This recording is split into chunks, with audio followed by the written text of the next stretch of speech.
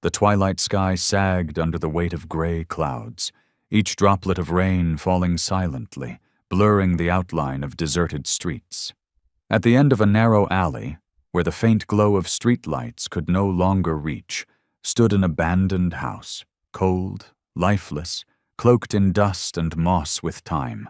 It had long been devoid of human presence, drowned in profound silence. But today, from deep within its shadows came a faint whimper, fragile like a dying breath clinging to life in the freezing air.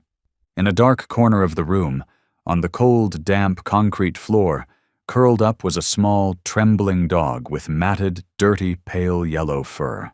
People had once called him Buddy, a name so gentle, like a tiny whisper of comfort in a world that had been anything but kind.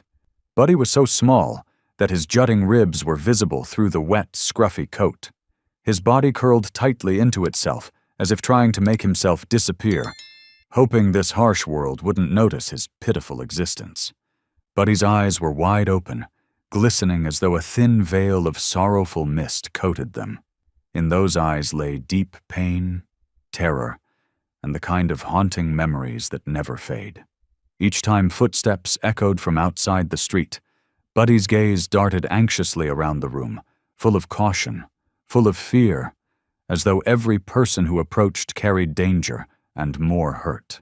Whenever someone happened upon the deserted house and peeked curiously inside, shining a light through the cracks, Buddy would tremble like a brittle leaf caught in a raging wind, and if anyone stepped inside, their footsteps echoing across the cold concrete floor, Buddy's entire body would shrink deeper into the shadows, every muscle taut with sheer terror. That day, as night slowly took over, an elderly man stepped carefully into the decrepit house. He held a small flashlight, its beam sweeping gently across the dim corners. His steps were quiet and deliberate, as though he feared disturbing something fragile. And then, by chance, the light landed on the very corner where Buddy lay hidden. The moment the beam touched him, Buddy flinched. His heart pounded in panic. He pressed tightly against the wall, trembling in waves as if fevered, each breath coming in sharp gasps, like something was choking him from within. The man froze, his eyes adjusting, narrowing toward the dim figure. The gentle glow revealed a frail, pitiful body, and eyes filled with fear and a silent plea for mercy. The sight hit him like a blow to the chest. An overwhelming sorrow welled up inside him, and with a voice barely a whisper, he crouched down and said softly, "It's okay, little one. I'm not going to hurt you." But words could not soothe a fear that had long taken root in Buddy's soul. His cruel past had taught him a brutal lesson.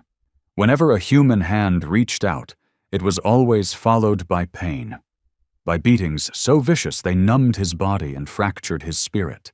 The man slowly extended a rough, calloused hand toward the little dog, hoping to offer comfort. But the instant his fingertips brushed Buddy's tangled fur, a sudden cry rang out. The man jerked back in shock. It wasn't a bark, it wasn't a whine, it was a cry, small, weak, but piercing with raw pain. It sounded less like a dog and more like a wounded soul mourning silently, exhausted by trauma too deep for words. The man's hand dropped, and he sat frozen, heart aching as the sound lingered in the empty room. He had never heard a dog cry like that. It was the sound of despair, of suffering carved into the very core of a being. His eyes blurred with tears. He felt helpless. "Oh my God, what did they do to you, Buddy?" he whispered hoarsely, his voice cracking with emotion. His gaze never left the small, broken figure trembling in the corner. Buddy huddled even tighter against the wall. He couldn't answer. The whimper faded into a faint echo, but it rang on like a mournful bell etched into the man's heart. Buddy no longer trusted humans. Every outstretched hand had come with punishment. Each time, a little more of his fragile spirit had been crushed. Outside, the rain fell harder, as if the heavens themselves were crying for the fate of an innocent little dog. Inside that cold, desolate house, Buddy lay there, still trembling, still small, unaware that life was about to turn a corner.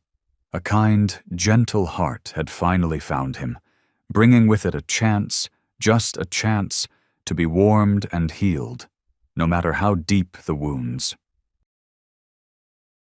Buddy's tiny cries eventually faded, swallowed by the bleak stillness of the abandoned house. The rain outside never ceased, tapping gently against the world, as if it too mourned and understood the pain carved into that small soul. That night, as Buddy drifted into a restless, haunted sleep, old memories flooded back, crashing over his broken heart like merciless waves. Buddy hadn't been born in the cold city.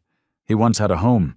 He once felt the warmth of his mother's embrace, and once looked at the world with sparkling, trusting eyes. But that brief happiness vanished like a candle snuffed out by a cold gust the day he was handed over to his first owner. The man was tall, rough, and always reeked of alcohol when he stumbled in at night. In the beginning, Buddy had eagerly run to greet him, tail wagging, hoping for affection. But what greeted his innocent joy were angry shouts and brutal kicks. Buddy never understood what he'd done wrong. The more he tried to please his master, the harsher the beatings became. Day by day, life turned into a nightmare. The sound of the man's footsteps each evening sent Buddy's heart racing with dread. He would shrink into corners, trying to disappear. Human hands no longer meant comfort. They meant pain. Physical, unrelenting, and cruel. In winter, Buddy was locked outside in the cold. Snow blanketed his thin fur as he lay curled up on the porch, shivering with every shallow breath. His vision blurred from hunger and the bitter chill. He often wondered how long he could survive, whether tomorrow might bring something better. But there was no answer, only the silence and indifference of the man who owned him. One day, when Buddy could no longer stand to greet him, the man simply left him on a strange street. No glance back, no hesitation, just turned and walked away. Buddy stared after him, stunned.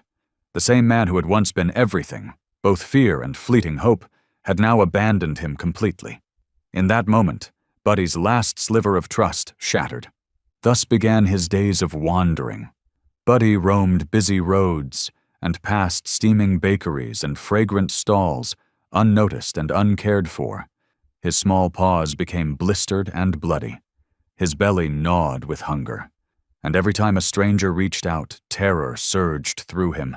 He ran, always ran. He hid in dark alleys and crawled under cold cars when night fell, avoiding all eyes, all hands. To Buddy, humans meant only one thing: pain. They were the monsters he must evade. And so he did, trembling, panicked, utterly alone. Each time someone came too close, that stifled cry returned from deep in his chest, a reflex born of relentless fear. Time wore Buddy down. His once pale coat was now matted, filthy, and stuck in clumps from the rain. His once clear eyes were now clouded with despair. He wandered, a body marked by injury, and a heart heavy with scars. Was there any mercy left in this world for a soul like his? Eventually, Buddy found the abandoned house. It was dark and freezing, but it was something, a place away from the chaos and threat outside. He curled into a corner, accepting the hunger, the cold, and the loneliness. He lived like a ghost, barely clinging to the world that had so cruelly turned its back. And yet, deep within his small heart, a faint light still flickered, a whisper of hope. That maybe someday a hand might reach out not to strike, but to soothe. That maybe someone would see past his fear and simply hold him without causing more pain. Buddy didn't know it yet, but that hope was closer than ever, a heartbeat away. The light was coming, but for now he lay there, curled tightly in the darkness, falling into a restless sleep, as the soft patter of rain outside wept quietly for a harsh and broken life. In those seemingly endless days of despair, Buddy gradually lost all hope in humanity, becoming a tiny, invisible ghost wandering the cold alleys of the city. But one winter morning, in the midst of one of his half-conscious, restless sleep, The first soft, warm ray of light was about to touch his small world. That morning, rare beams of sunlight gently pierced through the cracked glass window of the abandoned house, casting sparkling specks of light on the icy floor. Buddy still lay curled in his familiar dark corner, his tired eyes barely open. He no longer had the strength to wander in search of food. His small, frail body shivered from both cold and hunger. Each breath he took was so faint, it was as if even he didn't want to disturb the silence. Just then, a quiet sound came from outside the door. Soft, careful footsteps, unlike the harsh, threatening ones he'd learned to fear. Buddy tensed up, his tiny ears perked alert, heart pounding violently in his skinny chest as if trying to escape. Every nerve in his body strained with panic. A small figure appeared in the doorway, a slender young woman with soft brown hair cascading over her shoulders. Her eyes were clear and gentle, the kind of gaze one could trust without question. Her name was Anna, a volunteer devoted to rescuing abandoned and abused animals. That day, while passing by the narrow street, a local had told her about a poor little dog living alone in an old house. Compassion had led her there. Anna stepped slowly inside, her eyes scanning the space with careful tenderness. She crouched down and softly called out, her voice a soothing murmur. "Hey, little one, don't be afraid. I'm here to help you." Buddy remained still, frozen with fear, his wide, tearful eyes locked on the stranger approaching. His body trembled violently. In his memory, people always brought pain. Every step toward him had once meant a storm of blows. A weak, involuntary whimper escaped his throat, a tiny, heartbreaking plea for mercy. Anna paused, meeting Buddy's eyes, wide, dark, filled with unspoken trauma. Her heart clenched. She had seen many broken animals, but never eyes so full of sorrow and hopelessness. A deep ache and unwavering resolve rose in her. She had to help heal this shattered soul. She lowered herself even more, sitting gently on the cold floor, keeping a safe distance so as not to frighten him. Her voice was soft, like a lullaby in the breeze. "I know you're scared I won't hurt you, I promise. I'm just going to sit here with you, okay?" But Buddy only curled tighter into his corner, his eyes swimming in panic. Anna's voice was like waves of warmth seeping into his heart, comforting yet terrifying. He didn't dare believe it. Could there still be such a thing as a kind hand? Carefully, Anna reached out her small hand toward him, wanting to offer just a touch of comfort. But the instant her fingers brushed his filthy, tangled fur, Buddy let out a piercing cry, a sound that cut through her like a blade. Anna jerked her hand back in shock, her eyes stinging, her heart wrenched. "Oh God, Buddy, what have they done to you?" she whispered, her voice trembling with emotion, tears glistening in her eyes. She knew that to soothe wounds this deep, she'd need patience, endless patience, to reach the heart locked behind walls of fear and pain. Anna stayed with him for a long while, not trying to get closer, only speaking gently, like wind through the leaves. "I won't give up on you, Buddy. I promise. I'll help you learn to trust again. I'll be here every day until you realize not every hand brings harm." Buddy still lay, breathing in shaky gasps, his wary eyes tracking her every move. But somewhere deep inside, something stirred. A flicker of curiosity, mixed with the faintest whisper of hope. Like the first thread of dawn piercing a long, unbroken night. He couldn't know it yet, but the moment Anna stepped into that cold, forgotten house was the moment everything changed. It was the beginning of a new chapter, one of love, patience, and the long, slow healing of a heart that had been broken far too many times. The moment Anna decided to stay with Buddy in that freezing, forsaken house marked a turning point in his small life. She remained there for a long time, bathed in the fading afternoon light, quietly watching every fragile breath the little dog took. Her gentle eyes seemed to whisper, "You're not alone anymore, Buddy." As the shadows lengthened into night, Anna knew she couldn't leave him behind. With utmost care, She slowly placed a soft blanket beside him. Buddy recoiled in fear, his wide, sorrowful eyes reflecting pure panic at every move she made. But Anna didn't try to touch him again. Instead, she whispered with all the love in her voice, "Let's go home, Buddy. I'll take you somewhere better." Patiently, she wrapped him in the blanket, lifting him as gently as possible to avoid causing further fear. On the way home, Anna held the trembling bundle close to her heart, hoping the steady rhythm and warmth might bring him some comfort. But Buddy trembled the entire time, eyes clenched shut, his tiny body twitching with pain and terror. Once home, Anna prepared a quiet, cozy space just for him. A small room with soft light, a fluffy bed layered with warm blankets, and toys carefully chosen. She hoped the safe, quiet environment would help Buddy slowly reclaim his trust. Not just in people, but in life itself. The first days were not easy. Every time Anna entered the room, Buddy would shrink into the wall, muscles stiff with fear. She would place food and water quietly on the floor, then back away quickly, trying not to startle him. The hardest part was when she tried to touch him. Despite all her gentleness, the moment her hand came near, Buddy would cry out. A sound so full of anguish it shattered Anna's heart. It wasn't a growl or a bark, it was a sob. The sob of a soul that had never known peace. "It's okay, Buddy," she whispered through tears. "I'm not going to hurt you." Each day, Anna continued her quiet, patient work. Some nights she couldn't sleep, lying awake thinking about the pain carved so deeply into that little heart. But the deeper the pain, the stronger her resolve became. She knew healing a broken spirit would take time.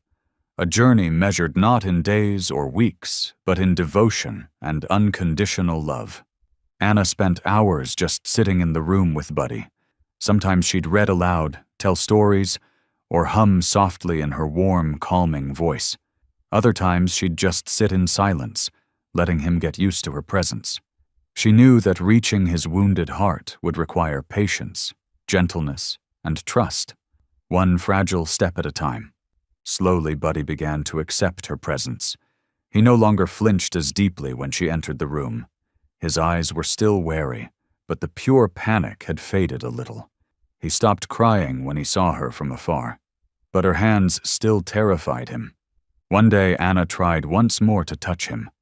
Buddy cried out again, a heartbreaking, raw cry, and tears welled up in his big, round eyes. Anna froze. Then she pulled her hand back but didn't leave.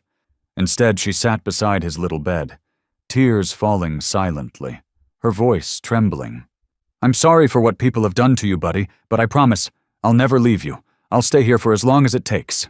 She didn't know if he understood her words, but at that moment, in his trembling eyes, she saw it. The faintest flicker of something new, a light, barely visible, like a tiny flame in a pitch-black night. But it was enough. Enough to know she was on the right path. Day by day, Anna remained. Patient, gentle, unwavering. She poured all her care into nurturing the tiny seed of trust slowly blooming in Buddy's heart. And she believed with all her soul that if she never gave up, if she kept offering the quiet strength of her love, then one day Buddy would understand. Not every hand brings pain. And yes, this world still holds goodness worth living for. The days of patient care that Anna poured into Buddy passed slowly and gently, like the fresh morning dew. But the darkness of Buddy's past wasn't ready to let go. The wounds deep in his soul were far from healed, and each night brought a new battle, quiet, invisible, and deeply painful. When night fell and the soft bedside lamp flickered off, leaving the room in silence, that was when the cruel memories crept back, slipping into Buddy's fragile dreams. In those restless slumbers, he found himself being yanked from a familiar corner, the sound of angry shouting thundering in his ears, followed by the sting of merciless blows raining down on his tiny body. The nightmares were vivid, so real they made his limbs twitch violently. His little legs kicked helplessly, trying to escape the ghost of trauma. He jolted awake, eyes wide with fear, his heart pounding like a drum, his breath shallow and ragged. Tears welled up and dripped silently onto the soft little bed Anna had prepared with such care. During those moments, Anna was always close, never sleeping, always watching with worry in her eyes and pain in her chest. Each weak, trembling breath from Buddy felt like a knife to her heart. She sat in the shadows, hugging her knees, her eyes never leaving the little figure shaking in fear. Sometimes, Buddy would let out a choked sob in the dead of night, and Anna would flinch, overwhelmed with helplessness. But giving up never once crossed her mind. If anything, the harder it got, the more determined she became. She understood that healing a soul this broken would take time, patience, and endless gentleness. So she searched for new ways to reach him, new ways to soften the grip of his past. Some nights, after a nightmare, she would begin to hum, a soft lullaby that flowed through the dark like warm water on parched earth. Buddy would lie quietly, eyes still wide, staring into the shadows where her voice came from, trying to decide whether this gentleness was safe or dangerous. Other nights, Anna would whisper stories, her tone like the breeze, trying to plant even a sliver of peace in his frightened little heart. Buddy would remain still trembling, but sometimes his breathing slowed as if slowly accepting her presence as something that wouldn't hurt him. But no matter how gentle she was, the nightmares still came. Uninvited, relentless. There were nights when Buddy would bolt upright, eyes wild, scanning the room like the darkness itself might swallow him.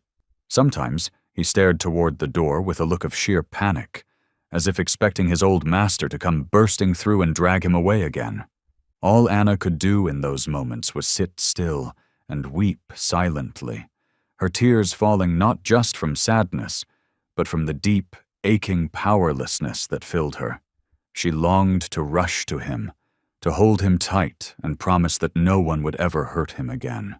But she knew he wasn't ready, so she waited, quietly, lovingly, until he was. Then, one night, after an especially violent nightmare, Buddy woke in a panic. His body trembled violently, and his terrified eyes darted around the room. For the first time, his eyes met Anna's across the darkness. They stared at each other, quietly, intensely. Something passed between them. Something wordless but powerful. A recognition. A shift. Anna stayed where she was, her gaze steady and soft. Buddy didn't understand her words, but at that moment, something inside him shifted. For the first time, a tiny thread of trust, fragile and trembling like morning light, appeared in his heart. And from that night on, Anna continued her silent vigils. She stayed up through the long hours, watching over his dreams. The journey was far from over. She knew that. It would demand every drop of tenderness and strength she had left. But each time she caught that flicker in his eyes, that spark, she knew she wasn't walking this road alone.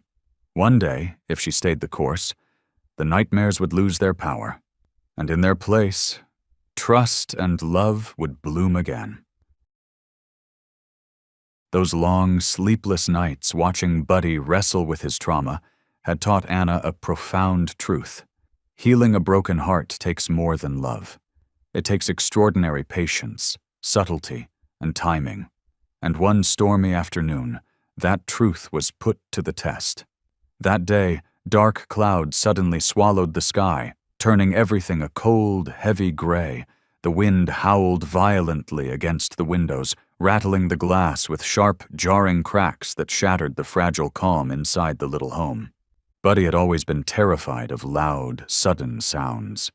As the storm escalated, thunder roared across the walls, sending shivers through the house. Buddy jolted in terror. His body curled in on itself, his heartbeat thundered, and his eyes darted around in panic. He searched for somewhere, anywhere, safe. In his panic, he fled to a narrow gap in the far corner of the room, squeezing his small body into the tightest space he could find. But the hiding spot trapped him. He couldn't move forward or back.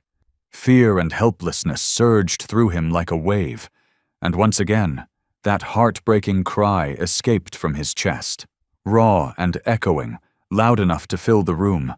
Anna heard the cry and rushed in.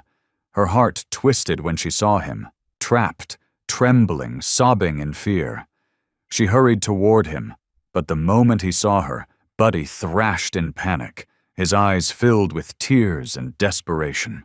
Realizing she couldn't force her presence, Anna dropped to her knees at a safe distance, her voice steady but soft against the chaos outside. "I'm here, Buddy. I'm right here. You're safe. I promise." She didn't move. She didn't reach out. She just sat, speaking gently, letting her words wash over him. The storm raged on, but Anna stayed, calm and unmoving, like the eye of the hurricane, the only thing steady in Buddy's world. Time passed. The thunder began to fade, the wind softened, and the rain continued in a quiet rhythm. Her voice, no longer drowned by the storm, became clearer, a lullaby of reassurance. "You're stronger than you think, Buddy. I know your past was full of pain, but you're not alone anymore. I'm here. I'll always be here. No one will ever hurt you again." Buddy's breathing slowed. The tension in his little frame eased slightly. He turned his head ever so gently to look at her. His eyes, tired and unsure, searched her face. And there, in the quiet aftermath of the storm, something new appeared. A flicker, a spark of trust. Small, trembling, but real. Anna continued to speak, not pressing, not asking anything of him, only offering the truth in her voice. "You are safe, you are not alone." And then, after what felt like forever, it happened. Buddy exhaled, a deep, slow breath, and his eyelids began to close. His little body softened. For the first time, he allowed himself to rest. His sleep was not haunted. His face was calm. Anna didn't move. She sat there with tears falling, but this time, they weren't tears of pain. They were tears of joy. For the first time, Buddy had opened the door, just a crack, to the idea that not all hands hurt, and not all nights bring nightmares. He slept, peacefully. Anna watched him, whispering to herself, her eyes full of hope and a love that had never wavered. "You did it, Buddy. From today we begin again, with light and with love. I'll be by your side, always." Outside, the storm gave way to a gentle night, and in the clearing sky, stars began to emerge, one by one, shining quietly above, just like the fragile, determined spark now glowing inside Buddy's small, healing heart. The storm that had shaken the world outside finally passed, leaving behind a clear, calm sky. But more than the return of light and peace, something far more meaningful had quietly taken root in the small, wounded heart of Buddy. It was only a flicker of trust, fragile like dew on the tip of a leaf, but it was enough to give Anna the strength to keep going on this long road of healing. Anna knew that the traumas Buddy carried wouldn't simply vanish, so she began with the smallest, most delicate steps, the way one would care for a fragile seedling, shielding it, nurturing it gently day by day. At first, Anna placed food and water just close enough for Buddy to see them, but far enough that he wouldn't feel threatened by her presence. He remained cautious, always curling into his usual corner whenever he heard her soft footsteps. But she didn't give up. Each time she entered the room, she moved slowly, quietly, and always spoke in that familiar, gentle tone Buddy had come to recognize. "Buddy, I just want to bring you good things. The food is delicious. You should try a little." At first, Buddy stayed frozen, eyes wide, watching her every movement, unable to approach the food even when his stomach ached with hunger. The fear and trauma were still too vivid in his mind. Anna stayed still, whispering gently, never making a sudden move. She could sit like that for hours, patient beyond measure until Buddy began to understand this woman wasn't moving closer. She wasn't a threat. The next day, and the days after that, she repeated the same quiet ritual. And little by little, hunger and curiosity overcame fear. Buddy inched forward, cautiously, hesitantly. His heart raced with each step, his eyes darting nervously, but eventually he took a bite while Anna remained still and distant. Anna watched, her heart swelling with silent joy. She knew that this tiny step was a triumph, a miracle, but she held herself back. She knew trust had to be built slowly, one patient breath at a time. Day by day, Buddy grew more familiar with Anna's presence. Her calm voice, the stillness, the nutritious food, they became safe, predictable, and comforting. He no longer flinched the moment she entered the room. Instead, he watched her closely, quietly, still assessing, still cautious, but less afraid. Anna began shortening the distance, just a little at a time. She moved forward slowly, always carefully watching Buddy's reactions. And whenever his little body trembled, his eyes full of unease, she would pause and reassure him. "I'm here, Buddy. I won't force anything. We have all the time in the world. Take it slow." Buddy seemed to understand, or at least he felt the truth in her voice. So though he wasn't yet calm when she got closer, he no longer cried out in panic. That alone was a huge step. One day, Anna moved a bit closer than usual. Buddy tensed up again. His breathing quickened, his eyes wide with fear. Anna immediately stopped and gently sat down, whispering, "I won't come any closer, Buddy. I'll just sit right here.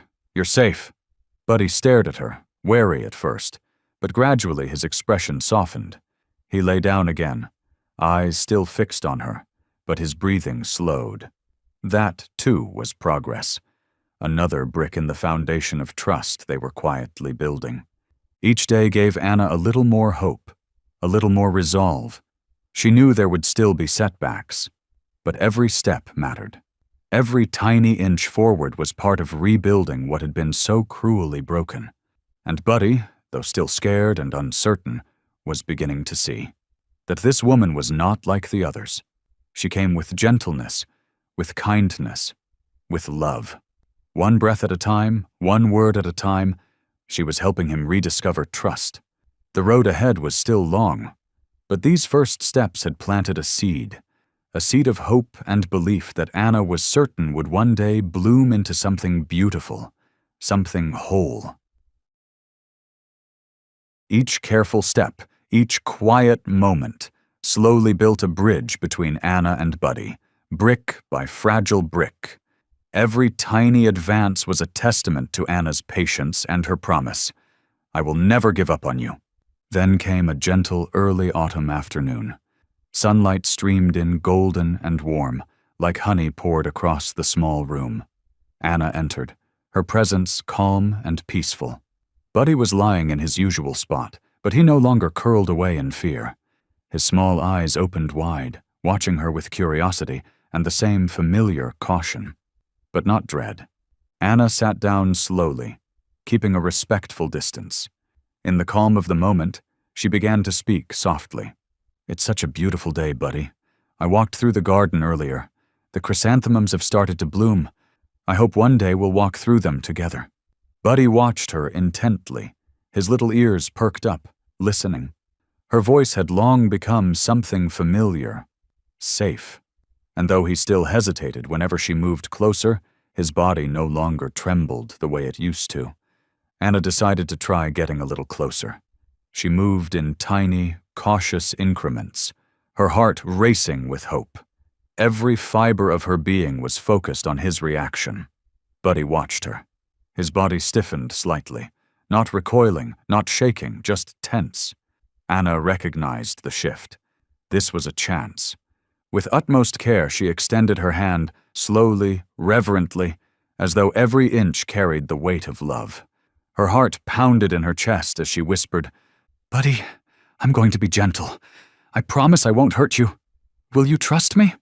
Buddy's wide eyes locked on the hand reaching toward him. For a moment, the old fear surged, memories of pain flashing through his mind. His body twitched slightly. But then, he looked into Anna's eyes, steady, soft, unafraid. Something there soothed him. At last, Anna's hand made contact with Buddy's fur. It was the lightest touch, like the kiss of a breeze. But for both of them, it was everything.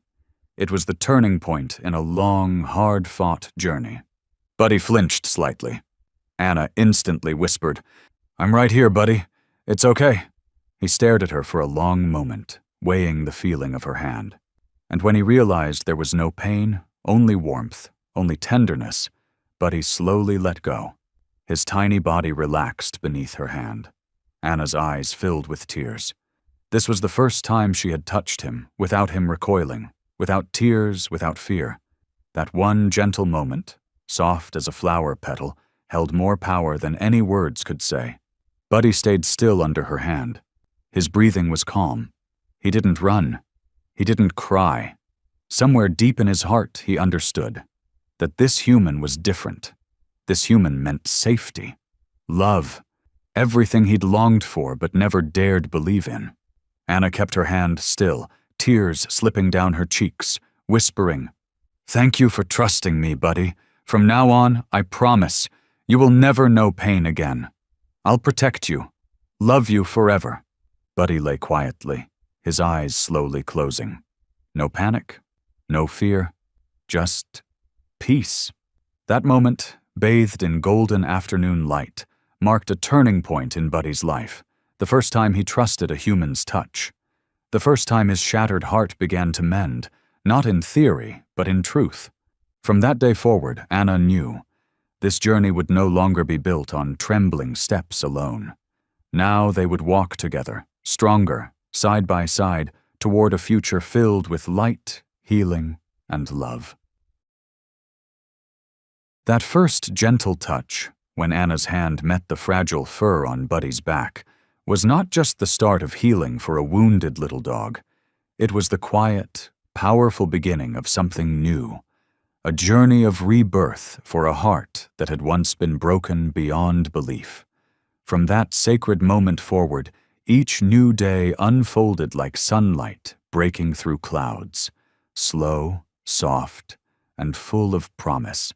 From that day on, every morning as golden light poured gently into the room, Anna would approach Buddy, resting her hand on his back with care and tenderness.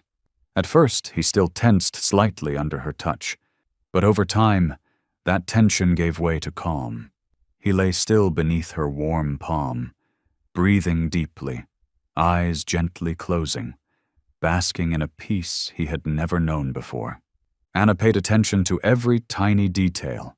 She lovingly wiped the dust and dirt from his pale yellow coat, carefully brushing through the tangled fur until it began to shine again with its natural softness. His meals were thoughtfully prepared, rich in nutrition, warm and fragrant, and Buddy's health began to show signs of real recovery. He no longer flinched when Anna entered the room. His eyes now sparkled softly whenever she came near. Her touch had become familiar, safe, a part of his new life, a part of him. And as Buddy healed, his true personality slowly emerged, like a delicate flower blooming quietly under the sunlight of Anna's care.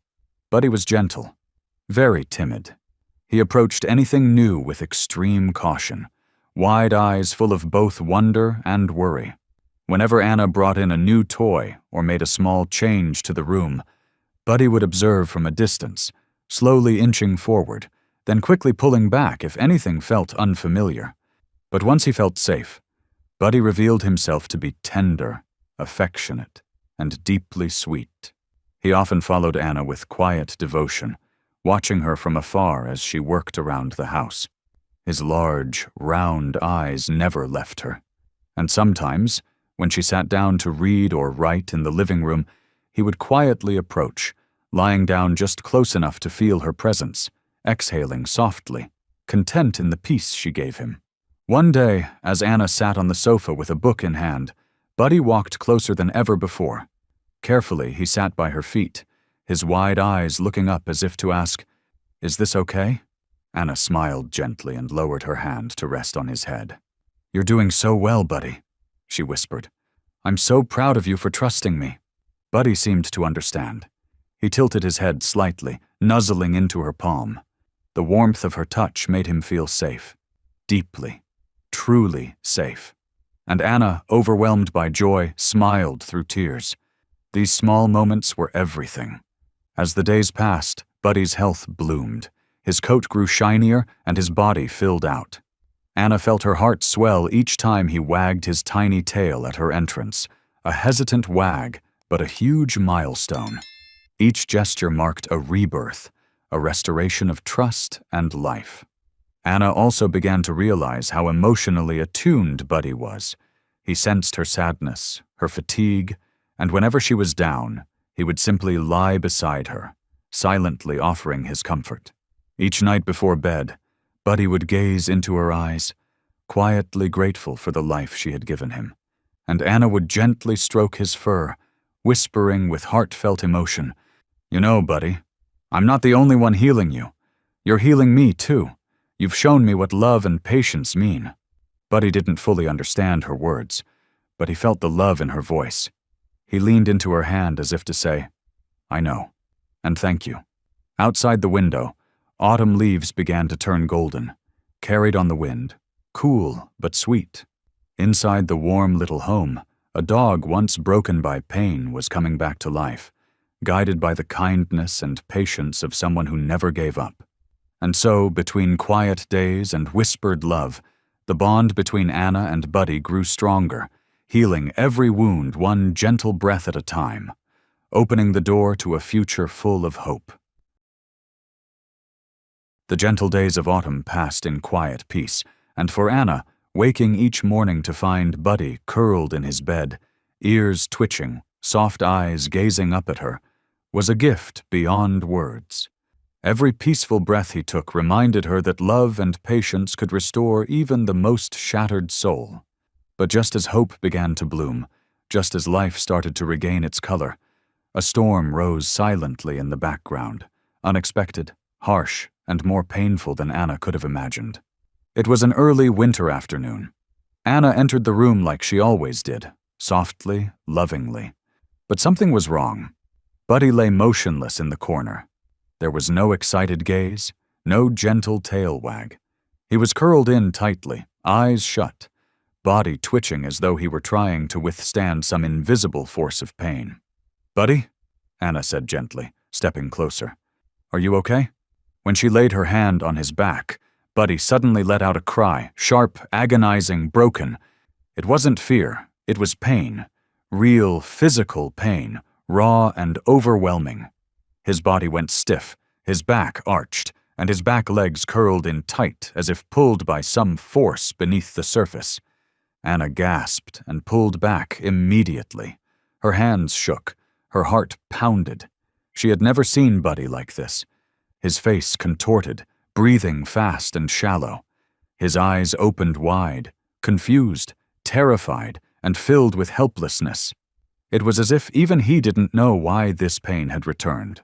Without a second thought, Anna grabbed a coat, gently wrapped him in his blanket to avoid causing more harm, and held him close.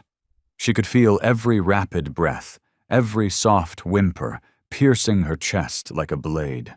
The car sped down rain-slicked roads. The wind lashed at the windows.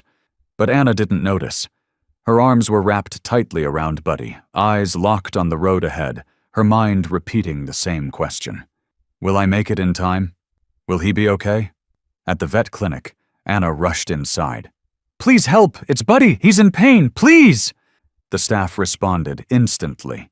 They carried him into the emergency room as Anna stood back, hands clenched, trembling with fear. She could do nothing but wait. The minutes dragged like hours. Her heart twisted with a familiar kind of helplessness, the kind that comes when someone you love is suffering, and there's nothing you can do to take it away. Finally, the vet emerged. Calm but serious. Anna rushed to meet him, her voice barely a whisper. "What's wrong with him? What's happening?" The vet exhaled slowly. "We've done an initial exam. It appears Buddy is experiencing a recurrence of an old injury, likely a neurological trauma in his lower back and hind legs. It was never properly treated. With dogs who've been abused, such injuries are often hidden, ignored, until the body can't take it anymore." Anna felt her face flush hot, her hands cold. She tried to steady her voice. "Is it serious? Can it be fixed?" The vet hesitated. then answered gently. "We won't know until we get detailed imaging. But I have to be honest, this isn't a minor injury. Buddy has been living with this for months, maybe even years. What's extraordinary is that he was still able to walk, still able to recover emotionally, as you said. But now, his body is speaking." Anna nodded slowly, her lips pressed tightly together. She returned to the waiting room, sat down on the bench, and stared into space. In her mind, every memory replayed. Buddy's first steps, his first quiet nap beside her, the first time he let her touch him. All of it now felt more fragile than ever. But she closed her eyes, pressed her hand to her heart, and whispered, "You've already survived the worst, Buddy, and if this is another battle, we'll fight it together." Inside the exam room, Buddy lay on the cold metal table, breathing hard, ears twitching faintly as Anna's voice echoed from beyond the door. And even in pain, even in fear, one thing remained true. This time, he wasn't alone. Inside the cold, sterile veterinary room, the white walls and flickering fluorescent lights cast a quiet, unsettling pall over everything. Buddy lay still on the examination table, his small body trembling faintly with every labored breath. Outside, Anna sat motionless, her fingers clenched tightly around her coat. Her eyes stared blankly at the closed door, the one that held the answers she both feared and longed to hear.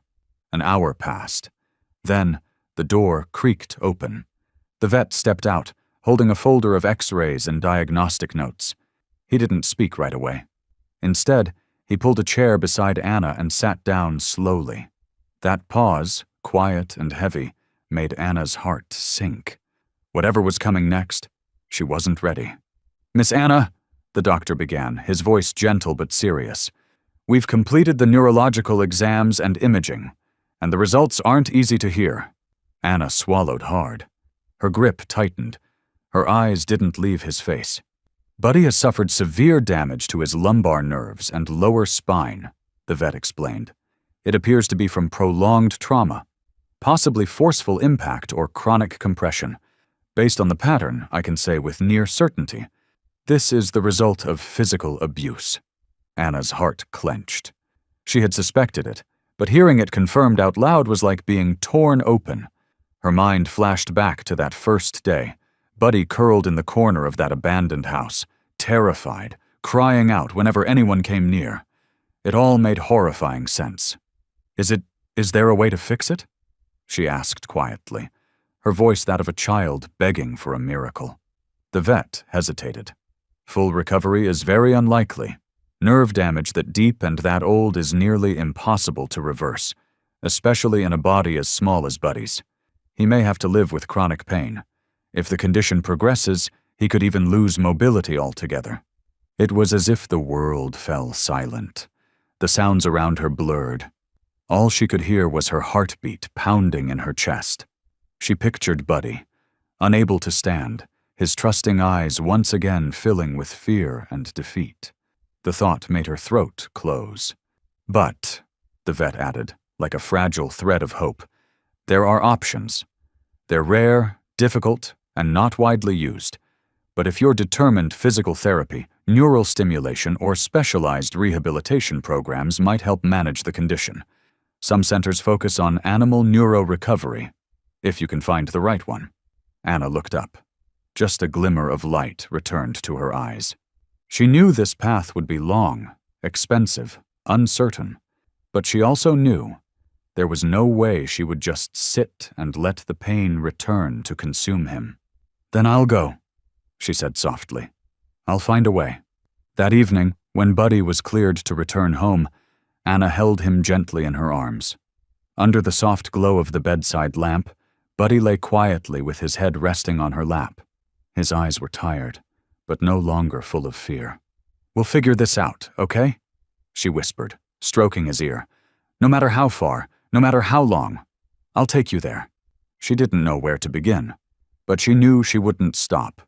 That night, Anna opened her laptop and began searching.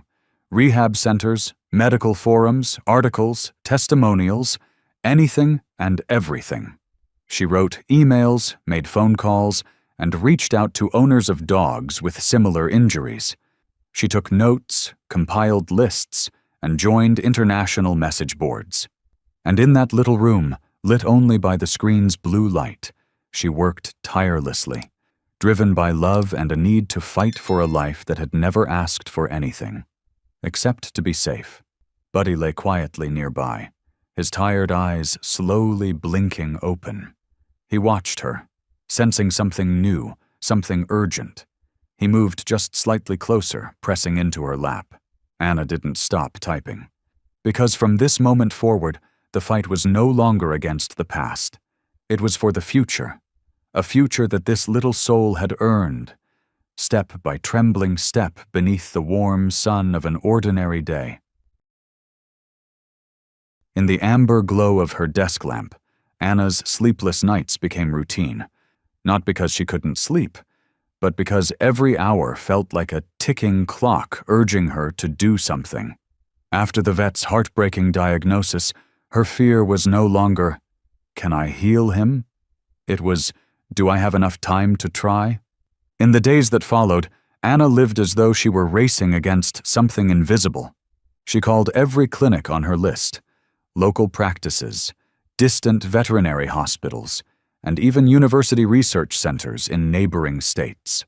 Some told her Buddy's case was too complex. Others were simply full, their waiting lists backed up for a year. A few gently suggested that she think about his quality of life instead of clinging to a difficult, uncertain road. But Anna refused to see this as hopeless. As long as Buddy looked up at her each morning with eyes full of trust, the journey wasn't over. She sent dozens of emails a day, sharing medical records and x-rays, writing out every detail of Buddy's story.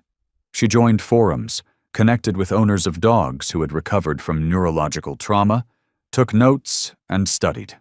She drove for hours to meet a doctor mentioned in a forgotten forum post, because someone had said, "He doesn't just heal bodies, he heals souls." At last, after nearly 2 weeks of searching, Anna found herself standing before a small wooden house, nestled in a quiet Vermont valley. The daylight fell over it like a dream, soft and steady. There was no sign, just an old wooden plaque that read in faded lettering, "Dr. Elliot Hart, Animal Rehabilitation Specialist." Dr. Hart wasn't a celebrity. He was once head of neurology at a major veterinary center, but had long since retired, choosing instead to treat only the final cases, the forgotten ones. The ones no one believed in anymore.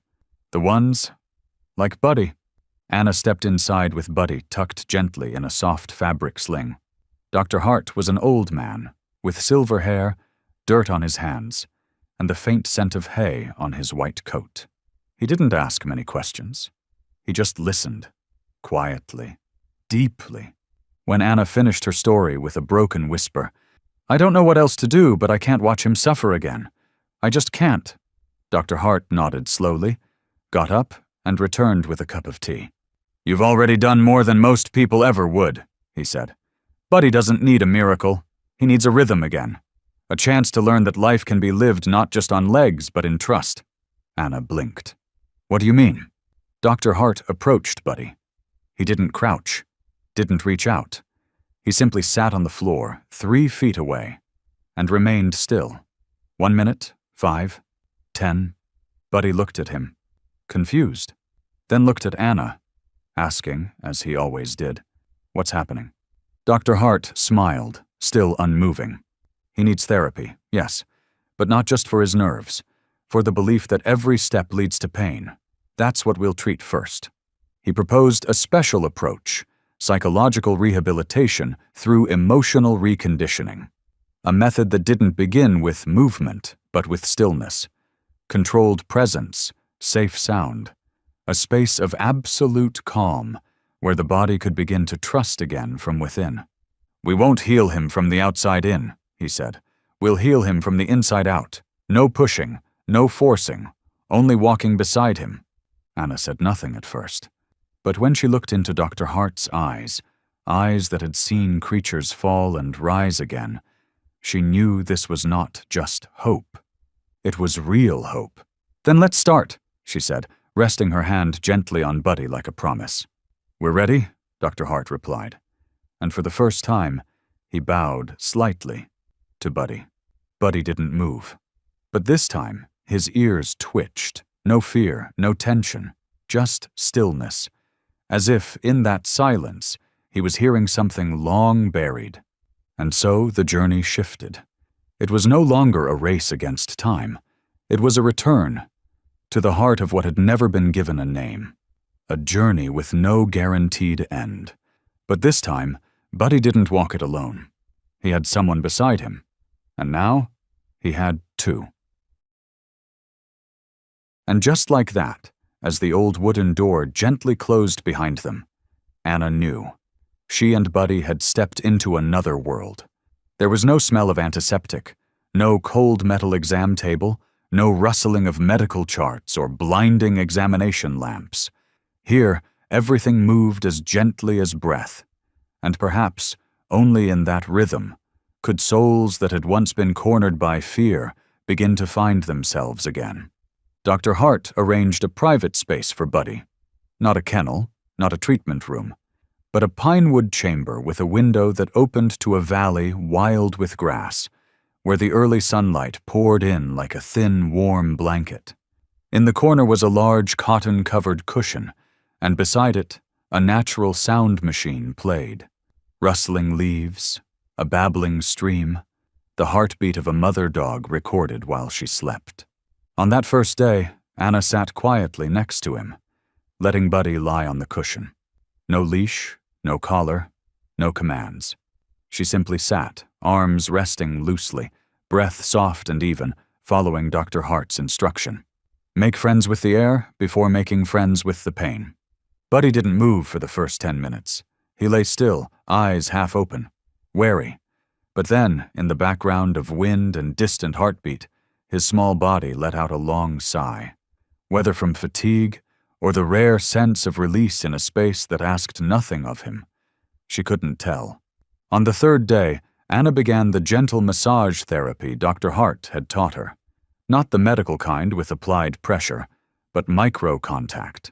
Fingertips brushing lightly across Buddy's back and hips, like wind gliding across still water. Every touch was followed by a pause. Not to observe the reaction, but to give Buddy time to feel whatever came up. At first, Buddy still flinched. Sometimes he looked back at her with doubtful eyes, as if asking, "Are you sure you're not going to hurt me?" But when Anna's touch stayed steady, when no pain followed, he slowly began to let go. The muscles that had once been stone began to soften. And sometimes, Buddy even inched closer to her, as if whispering without words, "A little more. That's okay." The sound from the small speaker changed daily. Sometimes rain on a rooftop, sometimes the breath of pine trees in winter. There were times Buddy lay motionless for hours, just listening, his ears twitching as though memorizing every ripple of sound, letting them seep into his skin, into every forgotten corner of memory. Anna recorded every small change.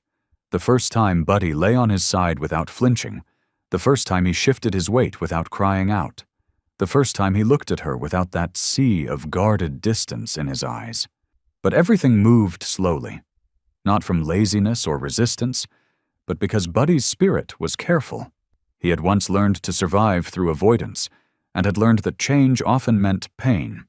Now he had to learn, again, from scratch, that not every movement was a threat, not every hand meant harm. Anna understood. She didn't demand results. Each morning she sat beside him while the stream sounds trickled gently from the speaker. Each afternoon, she massaged the area near his lower spine, where nerve injuries had once made him scream, and whispered meaningless phrases filled with meaning. "I'm here. You're safe now?" Dr. Hart monitored from afar, rarely intervening. Sometimes he simply nodded. Sometimes he suggested a different soundtrack or softer lighting. "Recovery doesn't follow a graph," he said. "It follows breath and the heart." The first week passed without a miracle. Buddy still couldn't stand for long. He didn't dare run. He hadn't walked across the room. But one afternoon, as Anna entered, and before she could say a word, Buddy had already lifted his head, waiting, and when she sat down, he stood up, took 3 steps toward her, and lay down quietly at her side. No words were spoken in that room, but Anna smiled, and tears touched the corner of her lips, because sometimes 3 steps are an entire journey. That afternoon, sunlight spilled across the wooden porch like golden syrup, draping everything in silence, so peaceful it felt sacred. Buddy was asleep by Anna's feet in the therapy room, his breathing slow and steady, occasionally sniffling like he was dreaming of something soft. Anna smiled, her hand resting gently on his back, her heart still, as if the world had paused its chaos for this one perfect moment of peace. Then the phone vibrated. An unknown number. No name, no location, but something in Anna's chest clenched, a warning from somewhere deep inside her. She stepped into the hallway, quietly, careful not to wake Buddy, and answered. "Hello, this is Anna." A man's voice came through, raspy and rough, laced with irritation. No greeting, no introduction. "I heard you've got a little yellow dog named Buddy. He used to be mine. I'm coming to get him back." Anna went still. She said nothing for a long second. Her heartbeat was so loud she couldn't hear the rest of what the man was saying. Just fragments. "I've got papers. He's mine. Don't bother trying to keep him." In a flash, memories surged. Buddy's terrified eyes when she first stepped into that abandoned house, his broken whimper when she touched his back, the seizures from pain, the vet's report of abuse, and the fragile look of trust just beginning to form when he leaned against her. Anna gripped the phone tighter. Her voice came out low, raw. "You're the one who left him in that abandoned house in the middle of winter, aren't you?" "Left him? He bit someone. Filthy, weak. I didn't abandon him, I just couldn't keep him. Anyway, he's still my property." The word property landed like a slap across her chest. He doesn't see a life, Anna thought. He sees an object, something that either performs or is discarded. "You have no rights to Buddy anymore," she said. Calm, precise. Her voice was like cold steel. "I adopted him legally through an animal protection agency. There's paperwork, there are witnesses, and if you ever truly cared, you wouldn't be calling him it." There was silence, then a threat. "You think you can keep him forever? I'll sue. You'll have to give him back." Anna didn't respond. She ended the call. Her hands were still trembling as she lowered the phone, but her eyes blazed with a fire so steady it could not be shaken. She walked back into the room. Buddy was awake now, head lifted, his eyes searching for her, as if he felt the storm that had just passed. Anna walked to him, sat down, and placed her hand on his back, not to ease physical pain, but to make a vow with her heart. "You're not going back there, Buddy. Never again." Dr. Hart entered the room, saw Anna's face, and didn't need to ask. He just nodded and said, "If you need someone to testify, I will. And if you need a lawyer, I know one who's helped in similar cases." Anna gave a small nod, but inside, she already knew. No document, no man, no threat could take Buddy away, because what held them together now wasn't law. It was something the law couldn't measure. Trust. That night, as they lay side by side in that quiet room, Buddy rested his head on Anna's leg and let out a deep, audible sigh. Not from pain, not from exhaustion, but as if finally letting go, completely. Outside, the wind swept through the pine trees like an ancient lullaby. But in Anna's heart, it was the rhythm of a promise. No matter what happens, you will never return to that darkness again. Even though she had ended the call and blocked all contact, Anna knew this wouldn't be over with a simple refusal. And just as she had feared, 3 days later, the man showed up. That afternoon, the sky was unusually gray. The warmth of the valley air seemed to stall, thick with something unsettling, like the scent of damp wood swept by cold wind. When Anna opened the front gate to collect the mail, a silver-painted pickup truck was already parked at the entrance. The man leaned against the driver's side door, hands in his pockets, wearing a look of entitlement, as if everything he saw already belonged to him. Anna recognized him instantly. Tall, broad-shouldered, but slouched with fatigue, a weathered face hardened by experience, yet lacking all compassion. He matched the description in the animal abuse report from Buddy's case. But what confirmed it beyond all doubt was his eyes. Cold and hollow, the same look Buddy had carried in those early days, as if this man had been the very beginning of that fear. "We need to talk," he said, voice short and commanding. Anna held her breath steady, fingers clutching her keys, but she nodded and gestured to a small stone table under the porch. "We can talk here. I'm not inviting you in." He sat with a grunt of irritation. "I'm not here to fight. I just want my dog back. He used to be mine, and I have proof." Anna sat across from him, eyes calm but unyielding. "And I have documentation from the rescue organization, from the vet, and from the animal control office, confirming that you abandoned him. Don't talk to me about ownership. You beat him. You left him to freeze in an empty house. No law gives someone like you the right to return to that animal's life." "You don't understand anything," he growled. "I didn't mean to. I had my problems. He was just a dog. I even thought about making it right, but no one ever gave me a chance." Anna leaned forward slightly, voice low but clear. "No, you didn't want to make it right.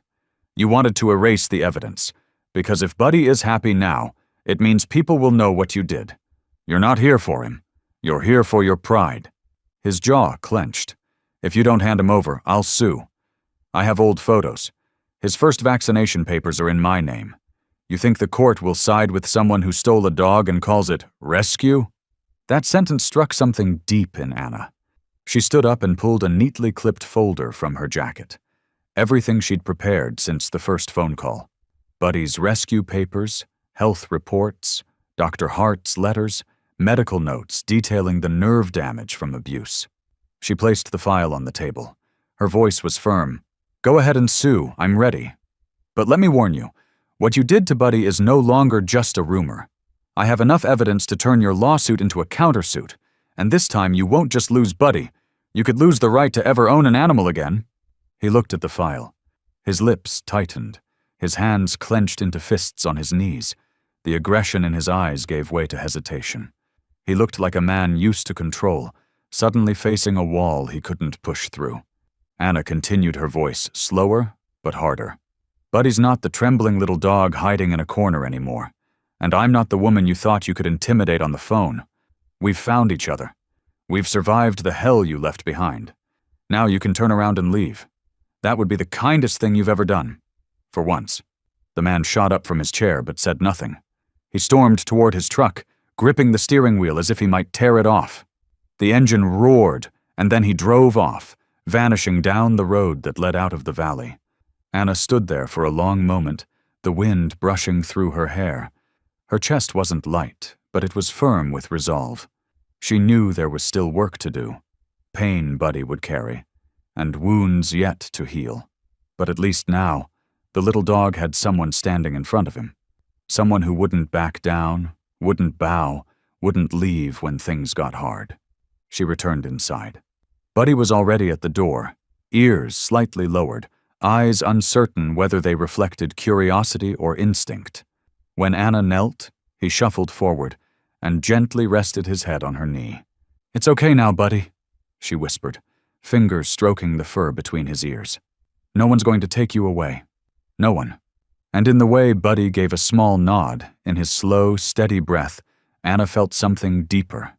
Not only was he healing, but so was she, reclaiming the strongest version of herself.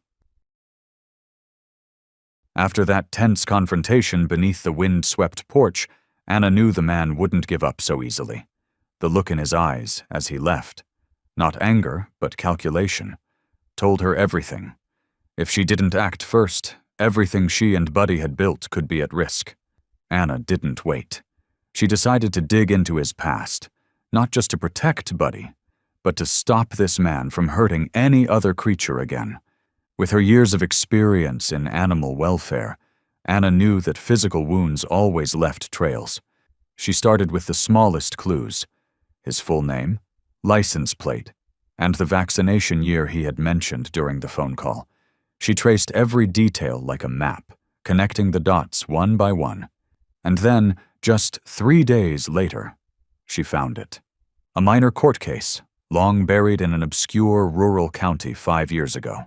It named the man, with charges of misdemeanor animal abuse, after neighbors discovered he had locked a dog in a shed for days with no food or water during a heat wave that hit 100 degrees Fahrenheit.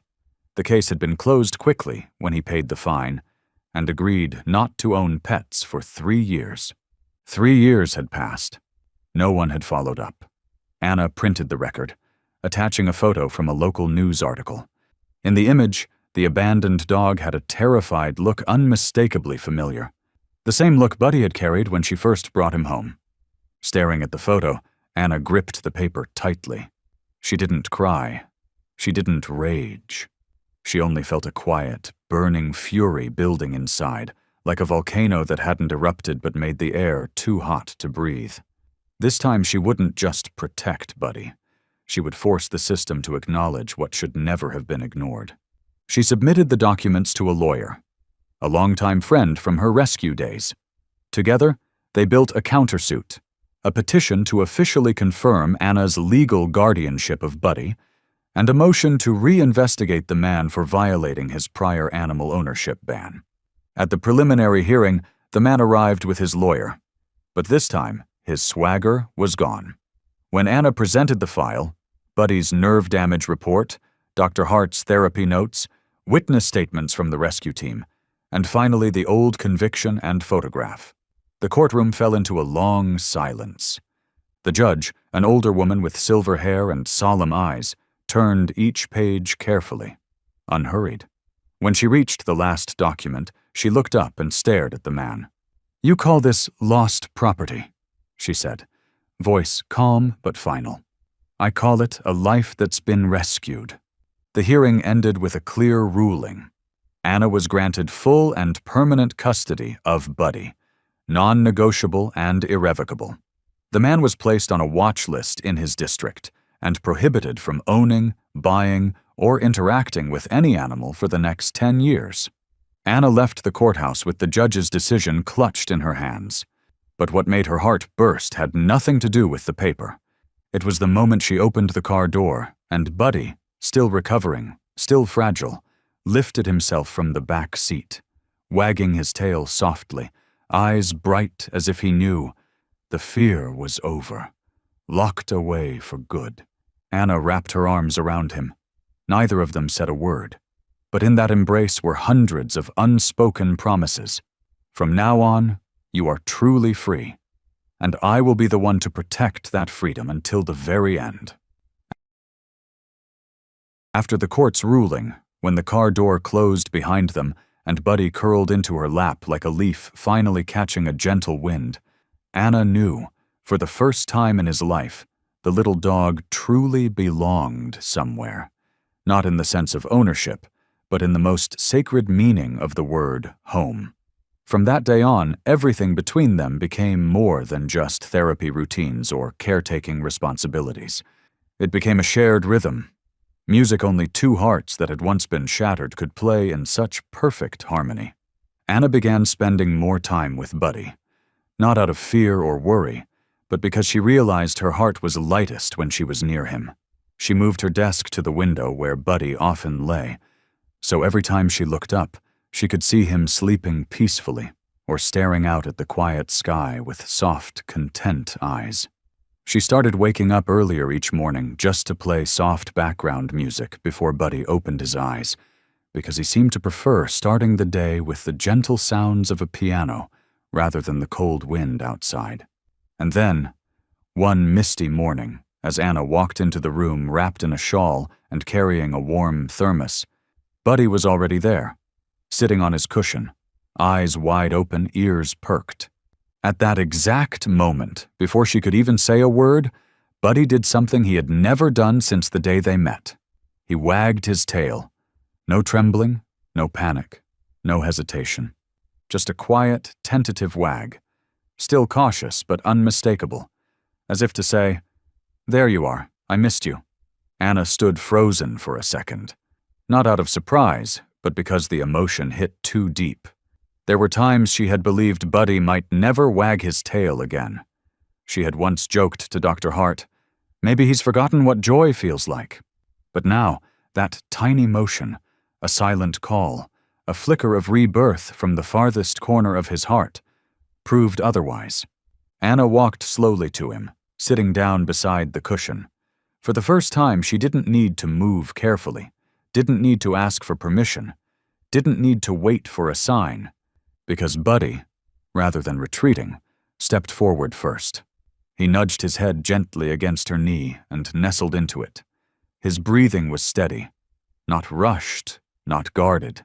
And when Anna stroked him from his forehead down his back, the very place that once made him scream, Buddy simply closed his eyes and exhaled deeply. No whimpering, no flinching, just acceptance. From that moment on, each day revealed more of Buddy's true self, a version Anna had never seen in the early months. He was gentle, quiet, a bit shy, but always attentive. When Anna worked in the garden, he lay nearby, watching her like a child watching his mother. When she cooked, he tiptoed into the kitchen, not causing trouble, just resting quietly on the mat, as if to make sure she was still there. And what Anna loved most was Buddy's new bedtime habit. Every night, he would walk to the bedroom ahead of her, settle on the small cushion beside her bed, and wait for the lights to turn off before drifting to sleep. Sometimes, when she picked up her book, Buddy would approach and rest his head beside the bed, gazing up as if to ask, "You're still awake?" Anna never replied aloud. She just gently rubbed his ears and whispered something meaningless but soft, enough for Buddy to return to his spot and sleep deeply. She had once feared the wounds inside Buddy ran too deep to heal, but now she knew. He didn't need to forget the past to recover. He just needed to know that the past no longer had any power over the present. And Anna, with all her patience, gentleness, and trust, had helped him learn that. And every time Buddy looked at her, every time his tail swayed gently in the quiet, Anna knew she wasn't saving Buddy. They were saving each other. After weeks of quiet transformation between Anna and Buddy, when touch no longer meant fear, and every morning began with a wagging tail, Anna knew it was time to open his world a little more. Buddy was no longer the cowering dog hiding in corners, startled by footsteps. He now showed signs of a truly revived soul, tilting his head to listen to birds outside, sniffing fallen leaves on the porch, and, most importantly, having a light in his eyes.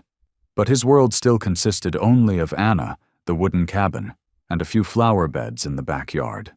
Anna wanted him to go further, not to push him out of his safe zone, but to show him that there's more kindness out there than just her. She decided to take Buddy to an open field, where her friend Rebecca ran a small rescue center with a few gentle dogs trained for emotional therapy. Rebecca knew dogs like Buddy, those with wounds not only on the body but in the most fragile part of all, their trust. That morning, the sky was painted blue. Anna picked a soft yellow scarf, the color Buddy had once responded to, and tied it gently around his neck like a message. "You're not going alone." She talked to him during the drive, not expecting him to understand every word, but believing his heart would feel the steadiness in her voice. When they arrived, Buddy didn't jump out. He stood frozen in the back seat, ears down, eyes wide as he stared at the open yard where 4 dogs were running and playing. Anna didn't rush. She sat by the car door, opened it, and waited. It took nearly 10 minutes for Buddy to cautiously step down. He didn't bark. He didn't growl. He just moved slowly, paws halting at unfamiliar scents in the dirt, but his eyes remained bright. Rebecca introduced Bruno first, a round, gentle Labrador. Bruno sat a few steps away, tilted his head, and wagged his tail as if to say, "I'm not pushing, I'll wait." Buddy stared, sniffed, then took a step back, but he didn't flee. Anna exhaled. The rest of the morning they simply sat, humans and dogs, under the big tree, in a circle of sunlight. No games, no training, just glances, the crunch of dry leaves, and occasional giggles when Bruno nudged Anna's leg for pets. And then, just when it seemed like nothing might happen, Buddy took a small step forward, toward Bruno. Maybe it was curiosity. Maybe the warmth of the moment had finally melted into him. Their noses touched for a quiet second.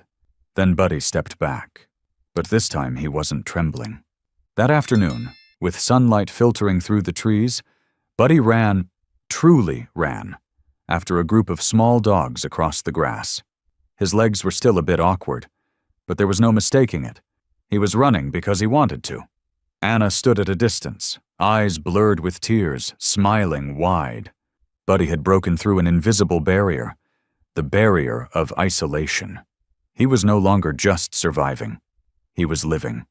In the days that followed, visits to the rescue center became part of their routine. Buddy made friends with each new face. Mimi, the sharp-eyed border collie, Rex, a once-abandoned husky, and Peanut, the tiny pup who loved curling up on Buddy's back when the wind turned cold. Anna noticed every small change, how Buddy held his head a little higher, walking through the gate, how he approached new hands with a sniff, how he rolled onto his back to play, no longer startled by fast movement. Each act wasn't just a sign of healing. It was a victory, not just Buddy's, but a testament to every quiet effort Anna had poured into their journey. And in those windy afternoons, when Buddy chased falling leaves or paused to watch his new friends dance in the sunlight, Anna would often think, maybe healing doesn't mean erasing the past. Maybe it means building new memories, bright enough to make the pain fade on its own. And Buddy, day by day, was rewriting his story. Not with barks, but with steady steps, brighter eyes, and a tail finally wagging for friends. Time passed as if it too didn't want to disturb the peace that had finally arrived. Days with Buddy and Anna began to take the shape of a complete home. Not one filled with noise or constant laughter, but with a quiet presence and the deep trust of two hearts once broken.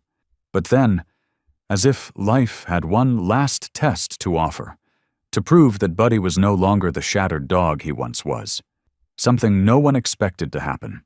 That afternoon, the sky turned a dull gray, as if warning of a storm to come. Anna had just returned from the rescue center, tired but smiling when she saw Buddy waiting patiently behind their familiar wooden door. She set her bag down on the table and walked into the kitchen to make tea, when a wave of dizziness hit her out of nowhere. Before she could even call Buddy's name, she collapsed onto the cold tile floor, her head hitting the edge of the table. Blood began to trickle from her temple. At that moment, when the house fell into sudden silence, the only sound being the ticking wall clock, Buddy froze. He didn't understand what had just happened, but his small body went rigid. His round, glistening eyes looked at Anna lying motionless, then scanned the room as if searching for an answer. 1 second, then 2. Something shifted inside Buddy. Not fear, but a decision. He could have crawled under the table like he used to. He could have curled up, trembling, waiting for the next awful thing. But this time, Buddy's heart wasn't ruled by fear. Inside him, there was a small voice, gentle, urgent, the same whisper Anna spoke to him every night. "It's okay. I'm here." And now, it was his turn to say it. Buddy crept closer and sniffed the blood. He licked Anna's hand, no response. Then he barked, the first bark in many months. Hoarse, weak, but loud enough to ring through the still house like an alarm bell. Then Buddy ran to the door. The front latch was open. Anna had left it that way ever since Buddy had begun venturing outside alone. He jumped, pushed the wooden door open with his nose, and cold air rushed in. But Buddy didn't hesitate. He bolted down the steps and onto the stone path leading to the main road. He had never gone out alone, never walked through the noise of traffic, horns, and strangers without Anna. But he ran. His legs, once shaky from a single touch, pounded the ground with purpose. His eyes scanned faces, looking for someone, anyone who could help. Then he saw her, A young woman pushing a bicycle, headphones on, eyes on her phone. Buddy ran to her, barking. He jumped, placing his front paws against her thigh. "Ah, oh my God!" she shrieked, stumbling back. But Buddy didn't bite. He didn't growl. He barked again, then turned and ran toward the open gate, stopping at the entrance and looking back. The girl followed his gaze and saw the gate wide open and a soft yellow light spilling from inside. Something made her pause, remove her headphones, and walk her bike toward the house. Buddy barked once more, then ran inside. The girl followed and found a woman with brown hair unconscious on the floor, blood pooling by her head. She immediately called for an ambulance. When the paramedics arrived, Buddy stood guard at the door, eyes locked on Anna. He didn't need coaxing. He simply stood, still and focused, watching them lift her onto the stretcher, his head tilting slightly as if memorizing every movement. One EMT moved to shoo him aside, but a nurse stopped him. "Let him come! He found her!" Buddy jumped onto the back bench of the ambulance, settling next to the stretcher, eyes fixed on Anna's face, now cleaned and bandaged. At the hospital, nearly 2 hours passed before Anna woke. The first thing she saw wasn't the ceiling or the heart monitor. It was Buddy's eyes, close to her bedside, his tail wagging gently, gaze full of patient hope. Anna couldn't speak. She simply raised her hand, weakly but with meaning, and Buddy, without hesitation, pressed his head into her palm, nuzzling in the way he always did at night. No fear, no doubt. He had faced his greatest test, not for himself, but for the one he loved. And in that moment, both of them knew that Buddy's healing was complete, not through medicine, not just through time, but through a choice. For the first time, Buddy had become the protector of the one who had once saved him. And the world, from that day forward, had one more hero whose name was Buddy. From the moment Anna was brought to the hospital, with Buddy sitting vigil beside her bed like a tiny guardian, everyone around began to share the story with growing awe. The dog who once couldn't bear a gentle touch, now brave enough to cross busy roads alone, all to find help for his person. News traveled fast through their usually quiet neighborhood. The girl on the bicycle turned out to be the niece of Mrs. Linda, Anna's next-door neighbor, and by that evening, the whole story was already making the rounds. "Anna's little dog saved her," Mrs. Linda told everyone. "My niece saw it with her own eyes. He barked, he led her, just like someone who could speak." What made it even more remarkable was that everyone remembered Buddy's past. They had seen him trembling in the yard, hiding behind Anna's legs whenever someone approached. They had whispered about the dog with eyes like winter winds, silent, unable to meet anyone's gaze. And yet now, it was Buddy, the dog whose trust and voice had once been shattered, who stepped beyond his final wall and walked into the world to save the one he loved most. A week after Anna was discharged, Buddy returned home with her to a special welcome. Neighbors were no longer just people passing by. They stood outside the house with baked goods, flowers, and hand-drawn signs that read, "Welcome home, hero." Children ran to Buddy, timidly reaching out to pet him. Buddy didn't retreat. He wagged his tail, a clear, warm wag. The same people who had once thought he was distant now teared up watching him walk calmly beside Anna, always glancing toward her when someone called out. One member of the local council, Mr. Gerald, even wrote a handwritten letter requesting to honor Buddy as an honorary community protector. At the next neighborhood meeting, with Anna and Buddy sitting in the front row, Mr. Gerald's voice rang solemnly through the room. "There are heroes who wear badges, and there are heroes whose only badge is loyalty and an instinct to act without hesitation. Buddy, you didn't just save Anna, you reminded us all that courage isn't about your past, it's about what you choose in the present." Buddy didn't understand the standing ovation, but he felt the gentle hand on his head and heard Anna's familiar whisper in his ear. "Well done, Buddy. You did it." From that day on, Buddy became a familiar sight each morning in the neighborhood. Not just the dog who had been rescued, but the one who had learned how to rescue. The children loved playing with him. Adults always stopped to greet him.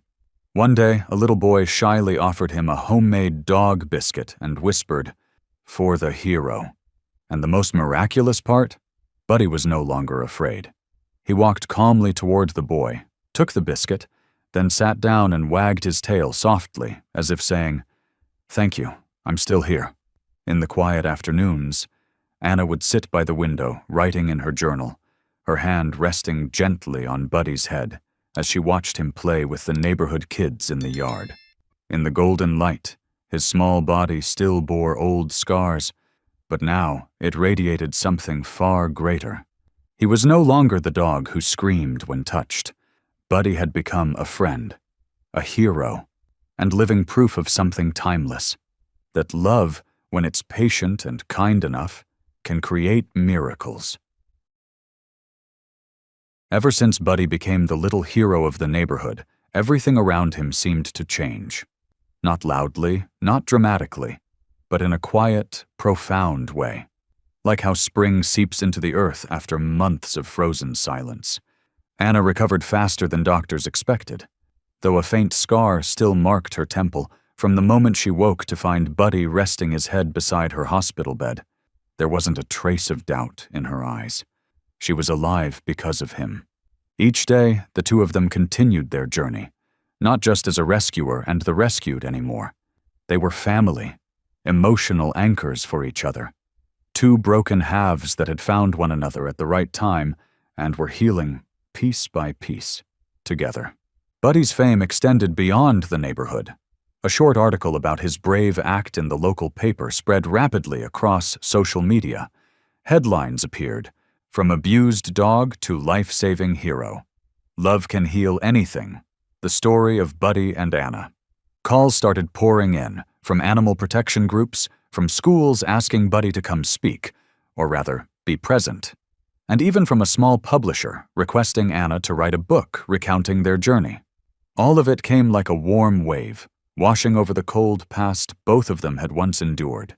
Anna didn't refuse, but she always kept Buddy by her side in every decision.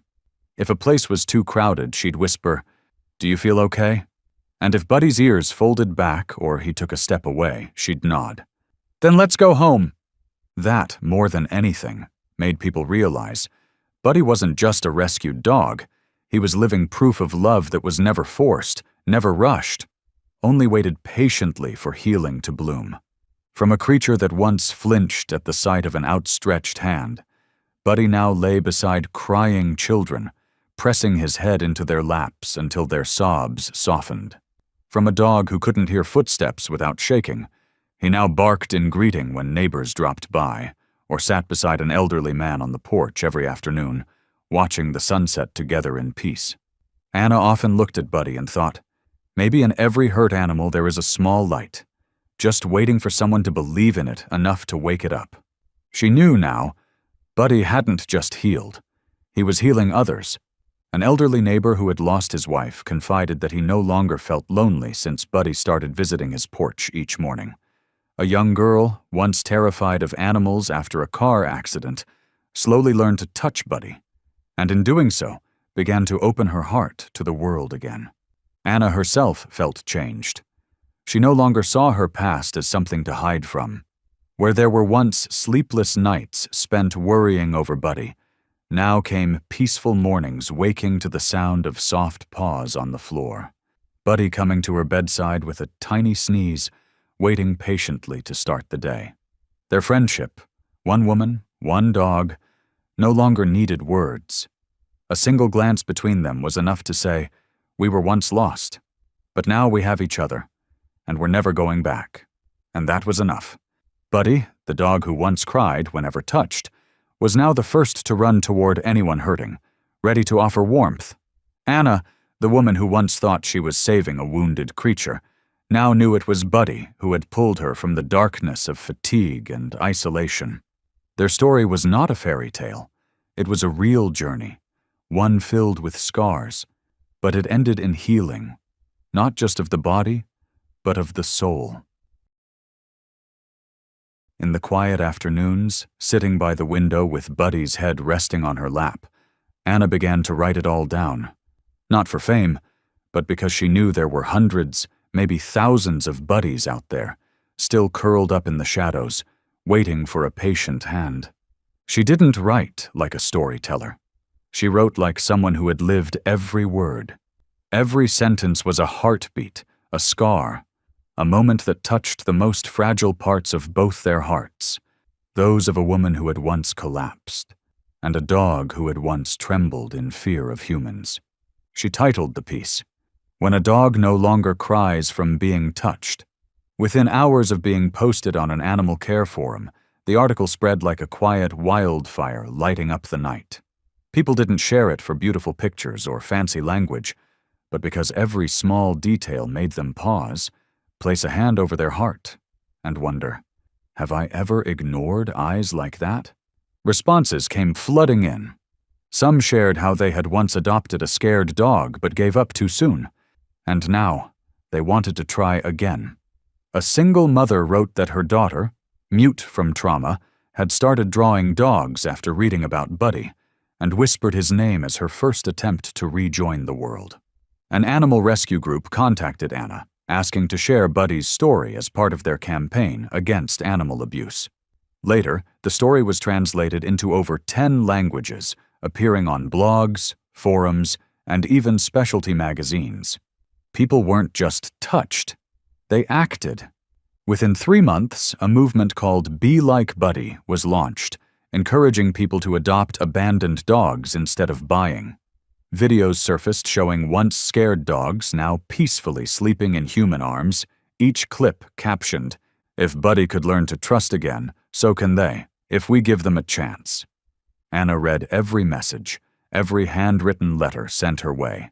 Each one mentioned Buddy as a source of hope, not because he did something extraordinary, but because he survived and chose to love again. Against all odds. Buddy didn't understand shares or hashtags, but he felt the warmth in people's hands when they stopped him in the park. He felt the softer hugs, the grateful eyes, as if each person who touched him found a piece of their brokenness being soothed. Anna knew now that their mission no longer belonged only within the flower-filled yard of their little home. Buddy's story had grown beyond a rescue. It had become a symbol of what love, patience, and trust could achieve. And as their story spread, Buddy, the dog who once cried every time he was touched, appeared on posters for educational programs next to a simple but powerful line. "We were scared, but we were loved again, and we chose to trust." The story didn't end there. It lived on, each day, in hundreds of new homes, where once abandoned dogs were slowly being called by a new name: family. From the articles that reached millions, to rescue campaigns around the globe bearing the words, "Be like Buddy," the image of a once trembling dog in the corner of an abandoned house had now become a symbol of rebirth. Buddy was completely healthy. The nightmares that once jolted him awake in the night no longer returned. No more whimpers of pain when touched. No more guarded eyes when someone approached. In their place, perked ears always alert to familiar voices, a tail that gently wagged at every greeting, and the way he softly rested his head in Anna's lap each afternoon, as if to say, "I'm okay now, and I know I'm loved." One calm autumn morning, Anna received a letter from the International Animal Protection Alliance.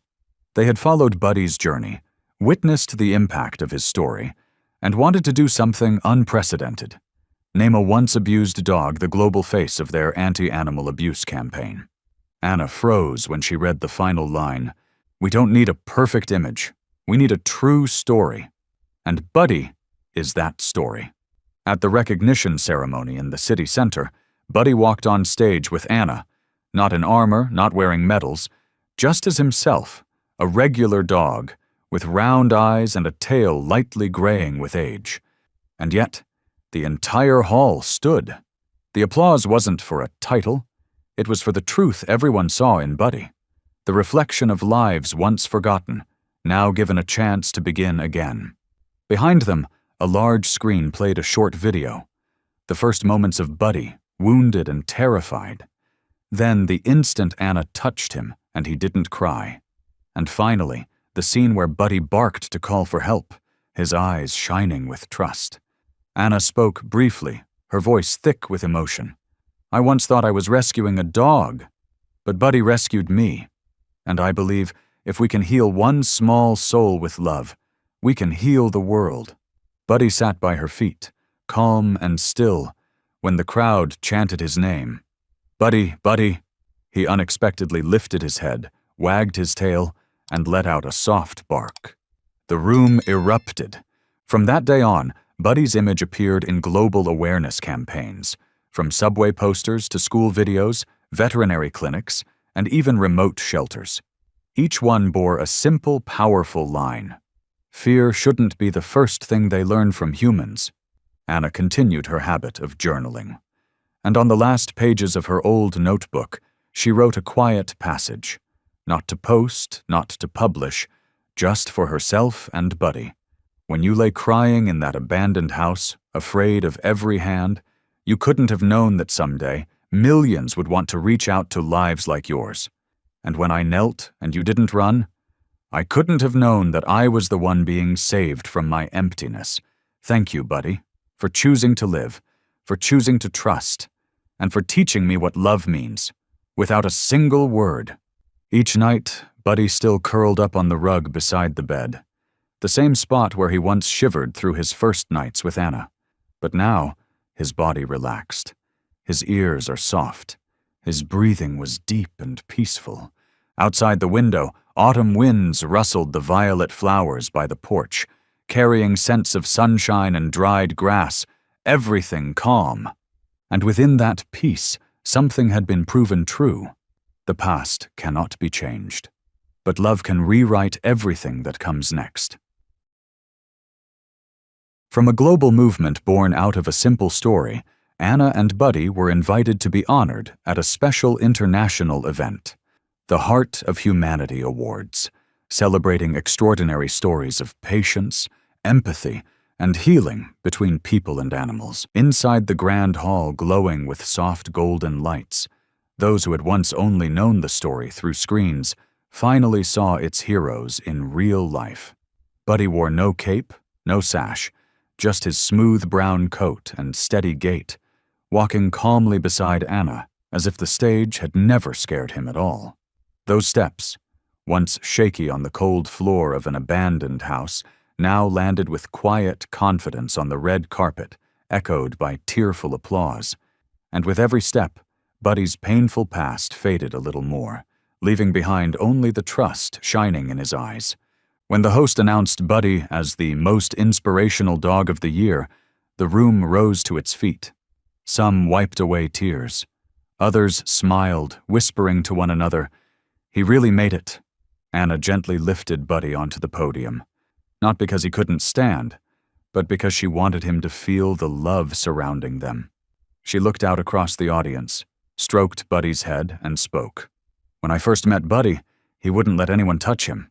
But today, he has touched the hearts of millions. I didn't just bring home a dog, I brought home trust. And if a creature once so wounded can learn to love again, then so can we." Buddy lay peacefully in Anna's arms. The lights bathed his face. No fear, no trace of panic. Just those round, clear eyes, reflecting peace and contentment. As if he knew. It was time to live, without hiding anymore. That night, back at their small, beloved home, Anna placed the award gently on the shelf and sat on the floor beside Buddy, who had already curled up there. No bright lights now, just the soft glow of a night lamp and the breeze whispering through the open window. Buddy rested his head on Anna's lap, eyes half closed, exhaling softly like a soul finally healed. Anna touched his back. A gentle stroke, with no flinching, no cry, and in that stillness she knew. The miracle had happened. No more words were needed. Just Buddy lying close, no longer startled, no longer small, just calm, just loved.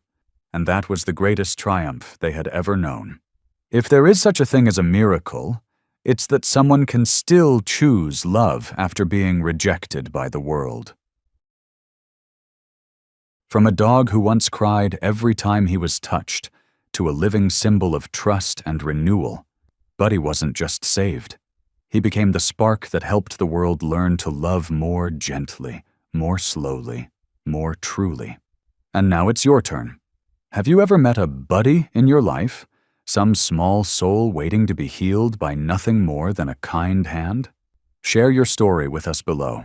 If you believe that every life, no matter how broken, deserves a new beginning, like, share, and subscribe to help us spread more of this quiet magic.